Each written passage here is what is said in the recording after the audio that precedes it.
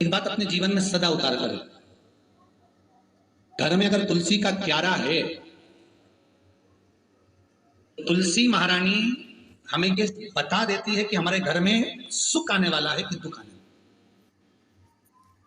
जैसे शनि अपना प्रकोप दे रहा है या शनि उतर रहा है, ये किसी से पूछने की जरूरत नहीं पड़ती, अपने आप मालूम पड़ जाता है। कैसे?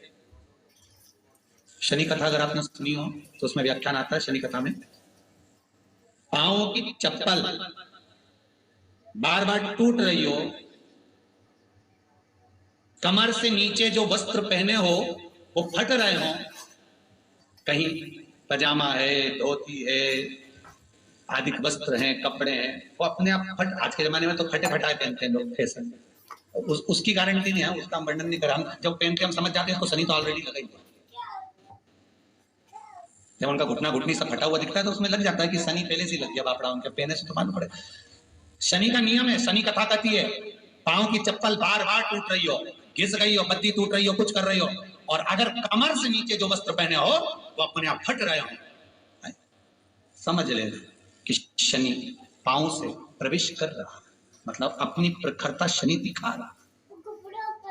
किसी मंदिर में गए महाराज और वहां जाने पर चप्पल चली गई तो समझ लेना शनि की कुदृष्टि अब पड़ना बंद होना चालू हो गया। कितना सुंदर कहा है महाराज।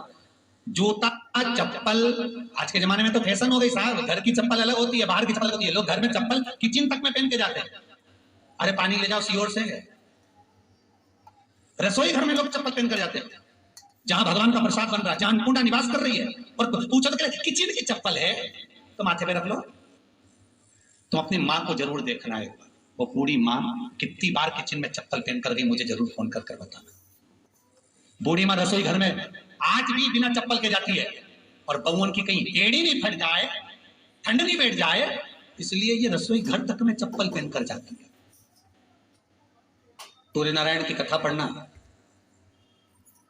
शनि महाराज की कथा पढ़ना, और गरुड़ पुराण की कथा पढ़ना। जिन जिन कथाओं का हम व्याख्यान करें उसको पढ़ना जरूर हो।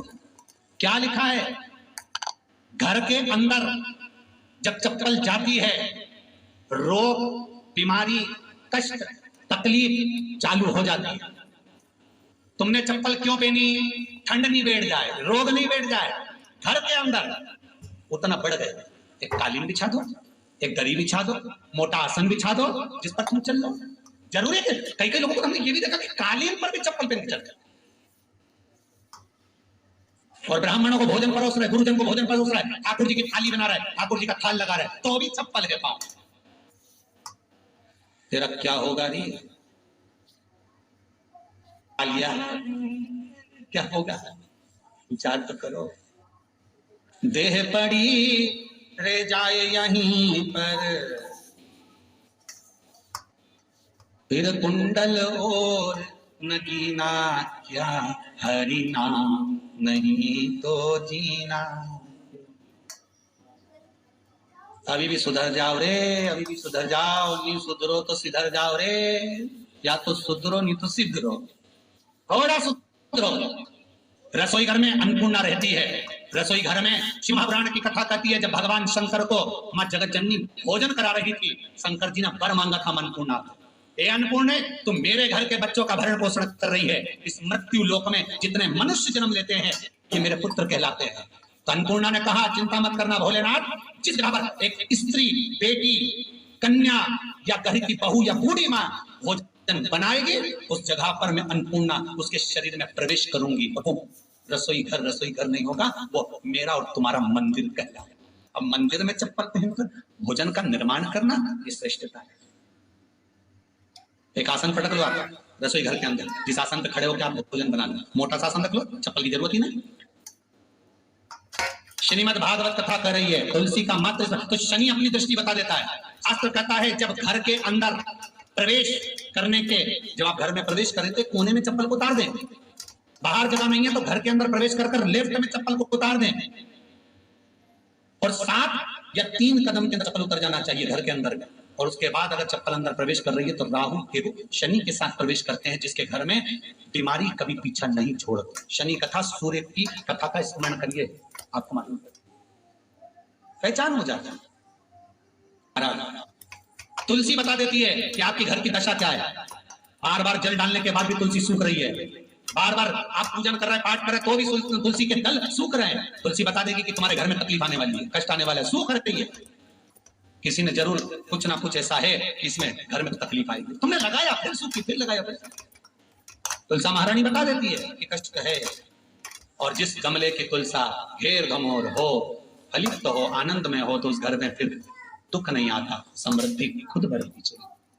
जिन शंकर भगवान को आप जल चढ़ाते हो, जिन ठाकुर जी से आप लाड लड़ाते हो, जिन भगवान कृष्ण का आप स्मरण करते हो, राधा रानी का आप नाम जाप करते हो, जिस परमात्मा का आप भजन कर रहे हो, कीर्तन कर रहे हो, नाम जाप कर रहे हो, नाम स्मरण कर रहे हो, उससे तुम्हारा एक संबंध होना चाहिए, एक रिश्तेदारी होना चाहिए।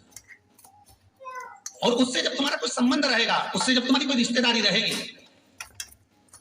तो उस रिश्तेदारी में जैसे ही आपके प्राण छूटे और छूटते से ही आप जब गए, जाते ही आप कहोगे कि कृष्ण से मेरा ये संबंध है, वो मेरा पुत्र, वो मेरा भाई, वो मेरा बेटा, वो मेरा सगा, वो मेरा रिश्तेदार, वो मेरा कुटुंबी, वो मेरा पुत्र। जब कहोगे तो तुरंत प्रवेश हो जाए। महाराज, भगवान से संबंध होना चाहिए। कई लोग भगवान को सवेरे से रिझाने बैठते हैं तो भगवान को बनी बनाई बात कहते हैं, ये पाठ कर लो, ये पाठ कर लो, ये पाठ कर लो, ये स्तुति कर लो, सारा बना बनाया। तुमने अपने दिल से कौन सी स्तुति गाई? तुमने अपने दिल से कौन सा भगवान को निवेदन करा, कौन सा नमन करा? बस सवेरे उठना है, नहाना है, भगवान के सामने जाना है, भगवान को नहलाना है, कपड़े पहनाना है, अगरबत्ती लगाना है, थोड़ा सा 70 का भोग लगाना। इतने सारे देवी देवता, शंकर जी, राम जी, गणेश जी, सारे देवता, और 2 खुरमा लेके, एक बालूशाही लेके, 2 मठरी लेकर आ गए, 1 मठरी लेकर आ गए, और भगवान को इतनी सी कटोरी में रख दिया। अब बोले, कई लोगों से पूछा, इतनी सी कटोरी में 1 मठरी, 1 खुरमा, और रोज मठरी खुरमा एक साथ नहीं रखती। वो तो आज दिन मठरी का भोग लगा दिया, कल खुरमे का लगाई, परसों गुजिया का, परसों पपड़िया का, कोई डब्बे में भरे भराए रखे, रख दिया। और 1 लड्डू रोज लगा देगी, इतना बड़ा। तो पूछा, इतना सा लड्डू और इतने सारे भगवान कैसे खाते होंगे? तो क्यों? भाव से। तो हमने कहा, तुम भगवान को क्यों? बहुत दुख है।